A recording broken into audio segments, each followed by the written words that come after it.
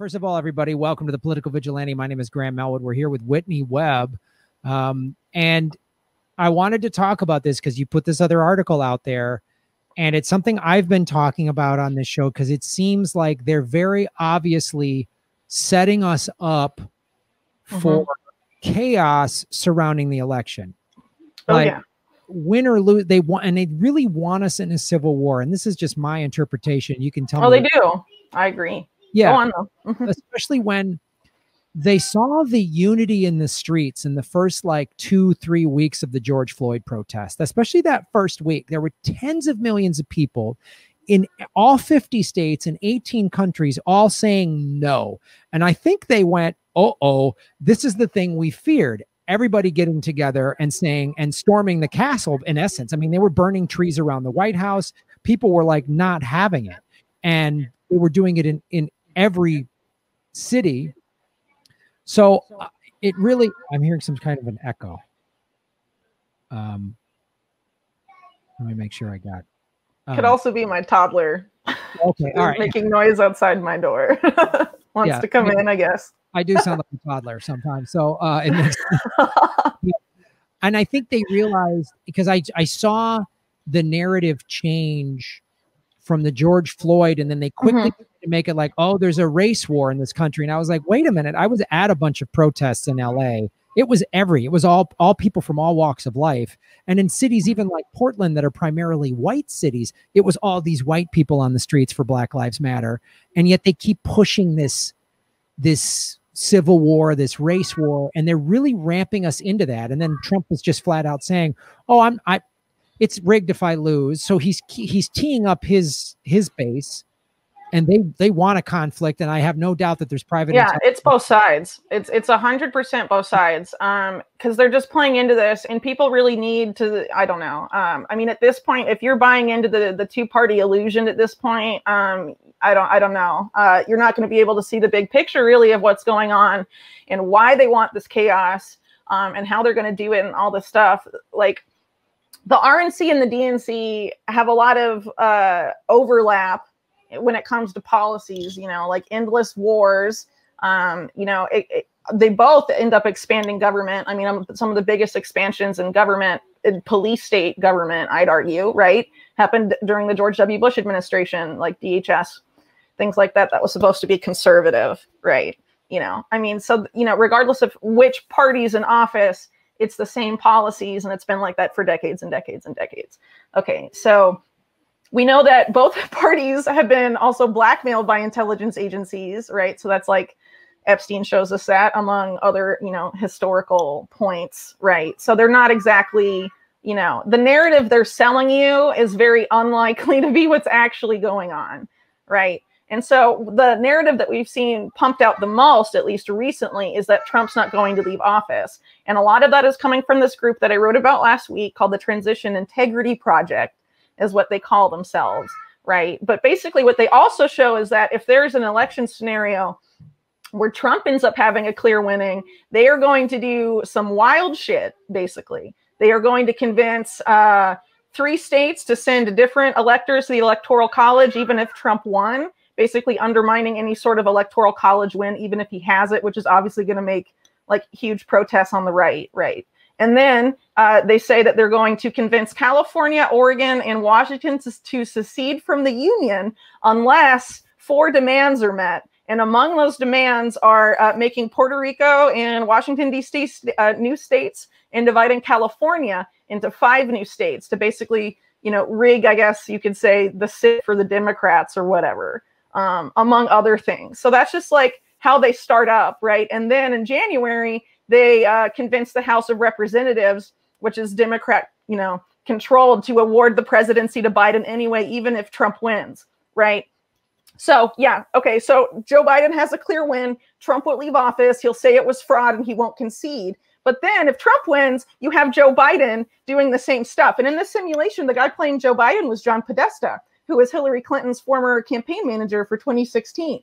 And he's like gaming all of this out. And not that long after, you have Hillary Clinton come on. She went on Showtime and gave an interview and said, I'm confident that if we drag this out, Joe Biden will eventually win, right? If we're as relentless as the other side or something like that, right? So where, give us specific, where is this? This is a leaked document, or this is a video? Where did you the Transition Integrity Project did simulations of what would happen in all these different scenarios. And this is important because this group is what I refer to as the uniparty, the DNC and the RNC establishment coming together. You have people like neocons like Bill Kristol, Michael Chertoff, David Frum, all of the Max Boot, okay? And then you have former RNC chair, Michael Steele. You have a bunch of people from the 2012 Romney campaign, okay? And then you have people like Donna Brazile, John Podesta, people that used to be in the Obama administration, former Secretary of Defense, you know, a bunch of big establishment guys are all getting together and gaming this out to save democracy. None of these people give a fuck about democracy. Okay, these are the people that like set up the Iraq war, right? You know, like Bill Kristol and all of those guys, right? I mean, they don't care at all about democracy. You know, they used to be part of Project for a New American Century, right? Which a year before 9/11 said we need a new Pearl Harbor for all these policies we want to implement that there will be resistance to unless there's some big event, right? That unifies the country, and they called it the new Pearl Harbor. And then all the PNAC neocons are in the Bush administration and 9/11 happens, right?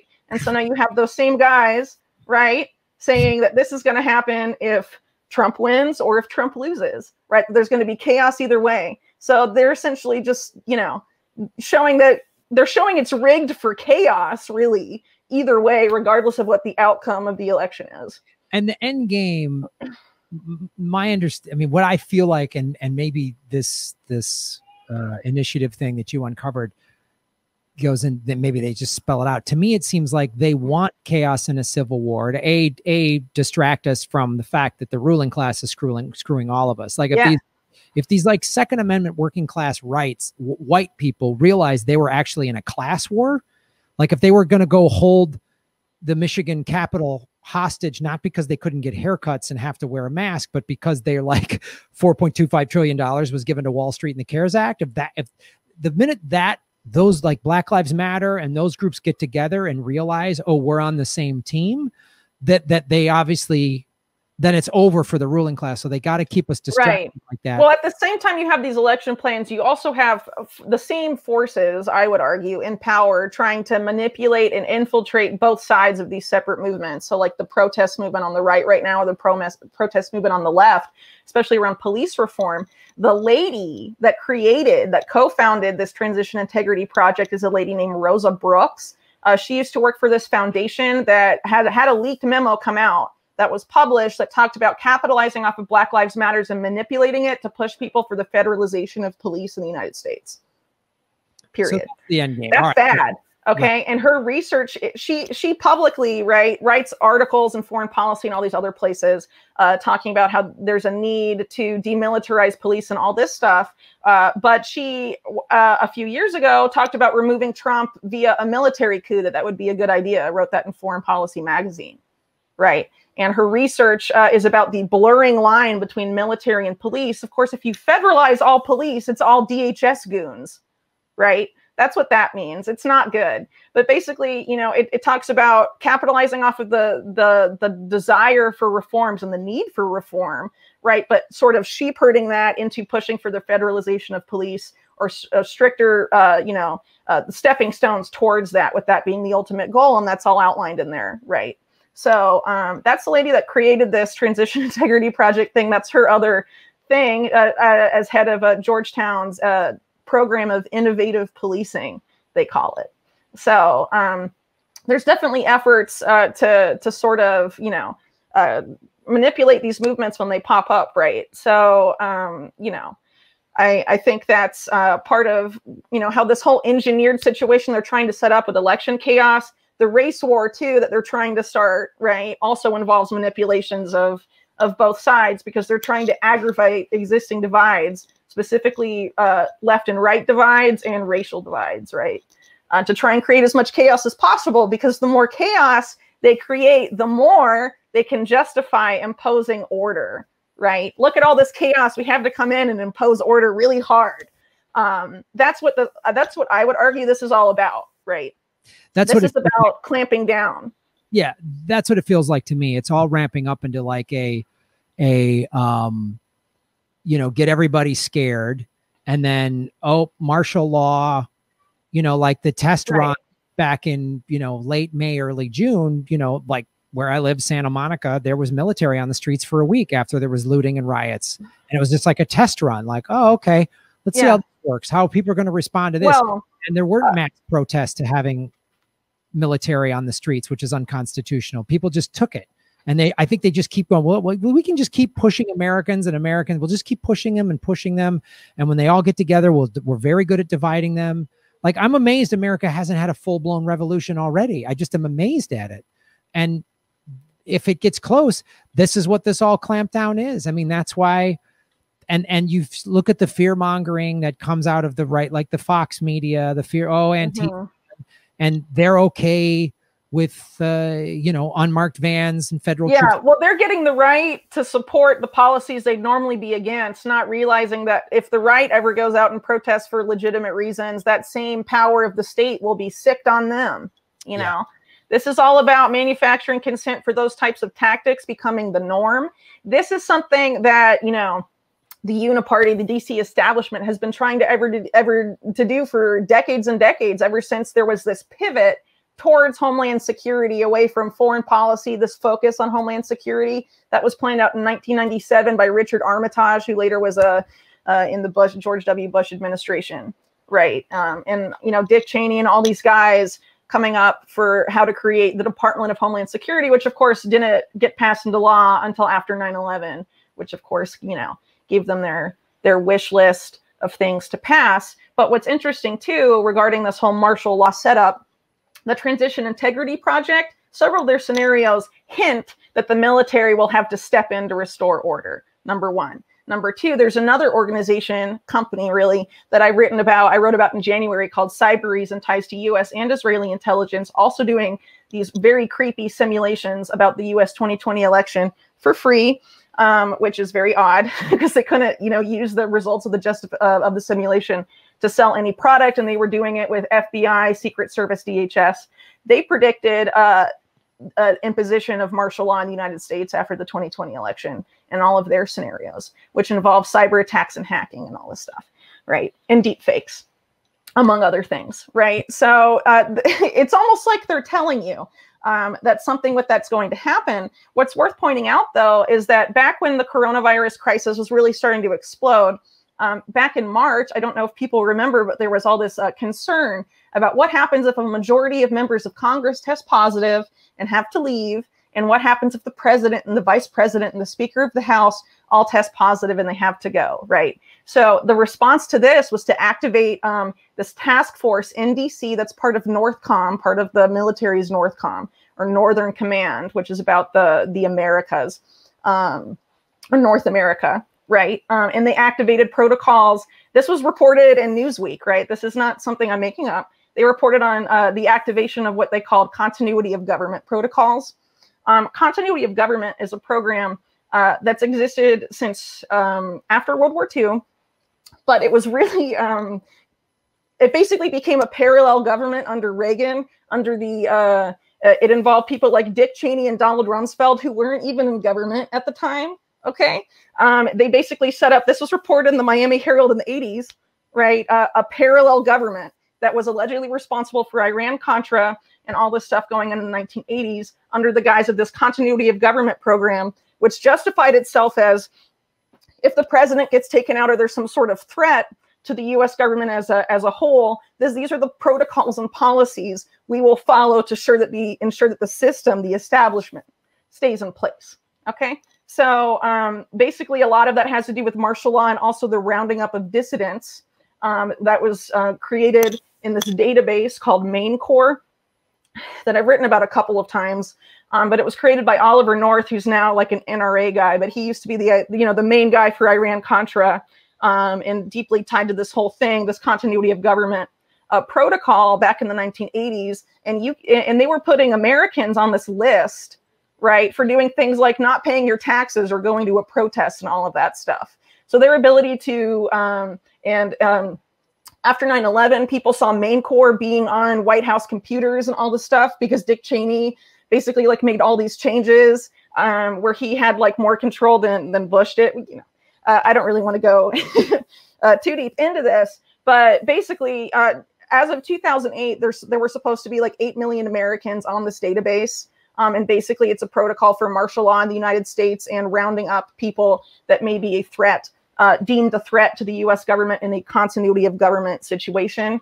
So basically, all of that was activated in March, and we haven't heard about it since. It's still there. It was activated under the guise of the coronavirus crisis. So that task force is ready to, you know, spring into action were something to happen. And it seems like the situation that they're constructing for the 2020 election will allow them to justify, you know, implementing those protocols. Man, this is like, I mean, it's shocking on the one hand, but of course not, because this is what they've been doing. I mean, this is right. Well, for this. Well, here's the thing, right? So like a lot of policies, these people want the oligarchs, the establishment, whatever, they want to implement. A lot of it they've been doing under the guise of the coronavirus pandemic, but they can only use that as an excuse for so long. At some point, you know, the more they try and implement a lot of these surveillance technologies or AI technologies, they'll pass a point where they'll meet a lot of resistance from Americans, right? And Americans will stop believing it's necessary to fight the pandemic and all this stuff. So what do you do then? Well, it seems like they're setting something up so they don't have to deal with that resistance, or it's easier for them to, you know, not have the pesky Constitution in the way when people are saying, hey, I have rights. Well, they'll be like, well, you know, now it's martial law. So you actually don't, right? Because in those situations, continuity of government situations, all those rights are suspended, right? So, you know, the government in the United States right now is lawless, right? They don't care about the Constitution or your rights or anything else. They claim to, and because of the court system, even though it's totally fucked up to an extent, sometimes it works. So they can't totally step all over you, but it seems like something is being set up whereby it will be easier for them to not have to deal with, you know, resistance to these policies they're trying to implement. I mean, yeah. And the thing I wonder is like all that money spent by the NRA to make sure everybody's, you know, can get a gun or whatever. Now, I mean, like there's been 3 million gun sales since the quarantine, since the pandemic started, right? Right. And then the protests and the rioting and the looting and stuff have made more people like go get people on the left, people, whatever. So I'm just curious, when they really start clamping down with this martial law, how are people going to react? Like when they're just... We honestly don't know. And I don't want to get too speculative. What I'd rather focus on is that our best chance is informing as many people as possible that there is an effort to engineer this conflict and this chaos. And it's coming from the criminals that have been behind everything, right? At the highest levels of government. It's those guys. It's a small group of people. You know, they want bloodshed on American streets. They want, you know, us at each other's throats, because then they can do whatever they want.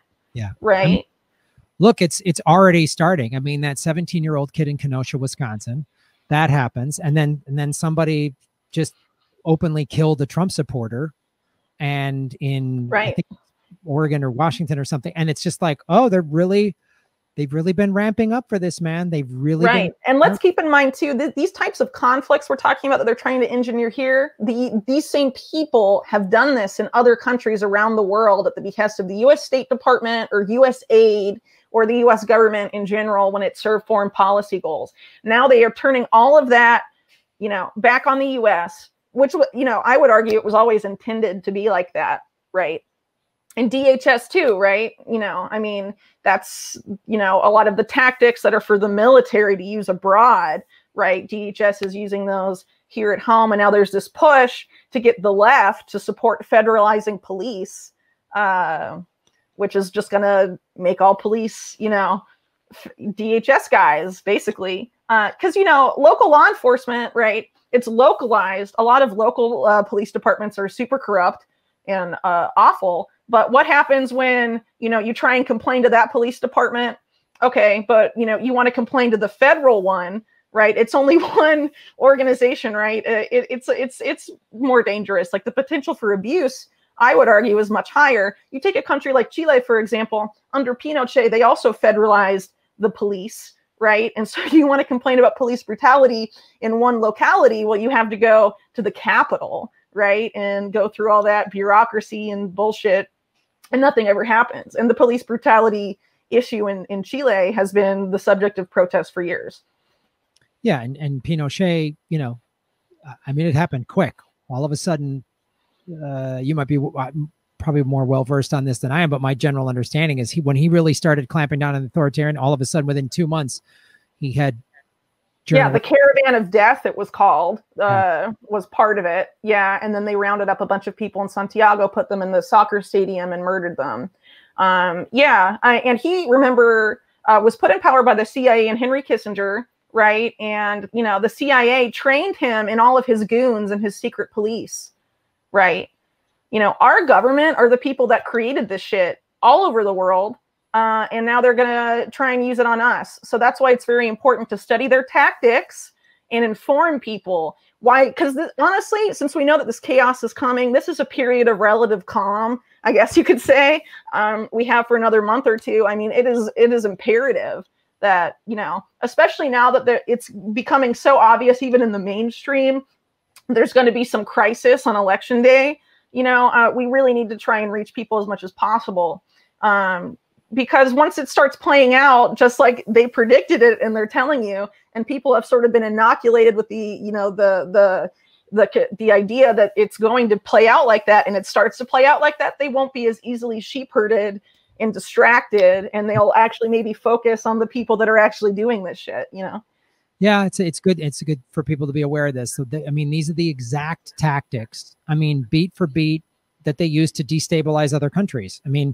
Armed militias and guerrillas, that's what we would call, if we were watching this unfold in another country, you'd say, oh, those are fascist cops, and then these militias are just, oh, those are armed guerrillas. That's what you would call them.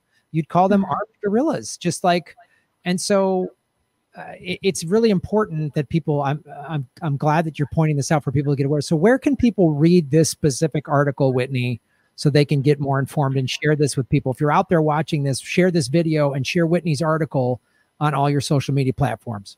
Well, if you can get into my website, we'll fix it soon. It's unlimitedhangout.com. That's where all of my stuff is right now. But the articles that we've talked about today, they're both up on my Rockfin channel, so you can find them there as well. But if you are able to get to the Unlimited Hangout homepage, if you scroll to the bottom, there's a mailing list.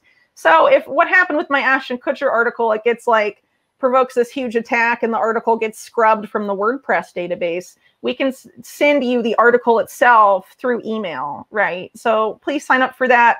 If you are a member of my Patreon, because all my patrons are so amazing, you are already on my mailing list. So don't have to worry about that then. But for anyone else that's interested and can't support, or, for whatever reason, you can still sign up to the mailing list and get articles, even if, the censorship hammer keeps trying to hit the things I write. Yeah, and it's worth pointing out to all of our viewers out there, this is why I'm a big proponent. I have a Patreon page, which I love Patreon. It's great. But one of the reasons I really love Rockfin is for $10 a month, you get Whitney's premium content, my premium content, anybody else you follow, Ron Placone, Convo Couch, Nico House, Jimmy Dore. They're all on this platform, and it's blockchain and it's crypto.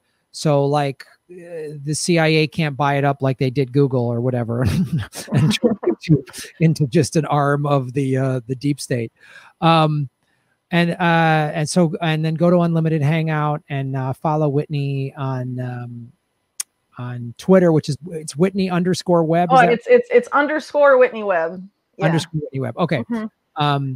I'm still on Twitter, they'll probably be deplatforming a lot of people between now and the election. They already said they would. Twitter met with intelligence agencies last year. So did Facebook and Google of YouTube about how to protect public discourse during the election. So make sure to sign up on these other channels that aren't controlled by Silicon Valley or the CIA. Well, honestly, the line between the CIA and Silicon Valley is basically non-existent at this point because most of those companies contract for the CIA or received NQTEL funding. So they're all basically the same shit. Yeah, they're not even like loose ties. It's like, oh, they're just the CIA. They're the same. Right. Right.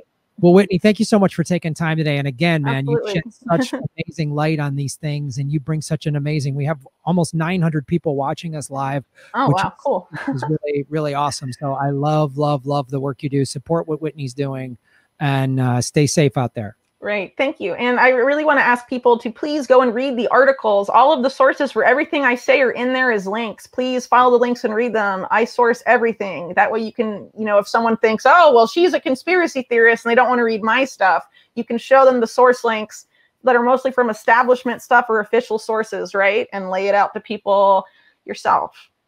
That's why I love having you on the show. You go deep, man, and you got everything locked and you got everything backed up. You got research and tagged on everything. And that's Thanks. why I love you do fantastic work, Whitney. So really appreciate you taking time. And I know you got kids to deal with, so we'll let you go. Oh, my kid just popped in. Wait. That's you. That's right. All right. Bye. Thank you.